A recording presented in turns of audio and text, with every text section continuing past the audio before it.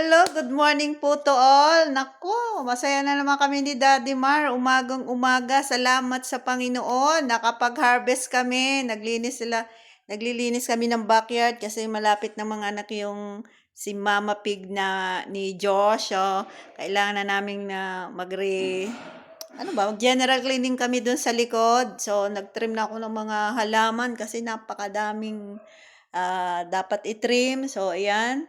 So, habang naglinis, nag-harvest na siya ng avocado. Yung puno namin ng avocado dito sa backyard, hindi na namin to binibenta kasi for food purposes na din.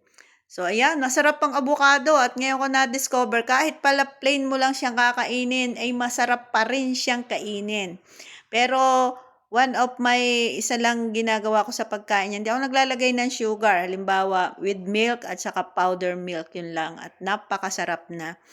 So, salamat sa Panginoon. Kung bibilin mo ito sa labas, talagang malaking halaga din. At I thank God sa mga blessing. Kaya yung pagtira talaga sa probinsya ay marami kang matitipid basta masipag ka lamang at masinop ka lamang sa buhay.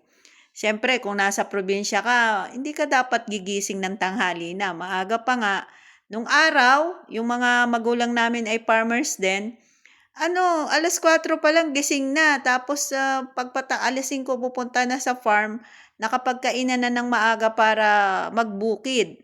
So, kung nasa probinsya ka, hindi ideal na babangon ka ng tanghali na. Kailangan maaga pa, gigising ka na. Kaya dapat hindi ka rin yung timing ng tulog mo sa gabi, lalo kung senior ka na, ita-timing mo rin para maganda yung gising mo sa umaga.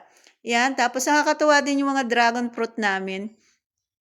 Naka-harvest na siya, ilang harvest na namin. Aba, namumunga pa rin. Maganda pala yung dragon fruit pagka itinanim mo sa matabang lupa. And then yan, may kalamansi din, nakakuha rin ako, marami pa ibuko, pero praise God, nagmumunga na din ang kalamansi namin.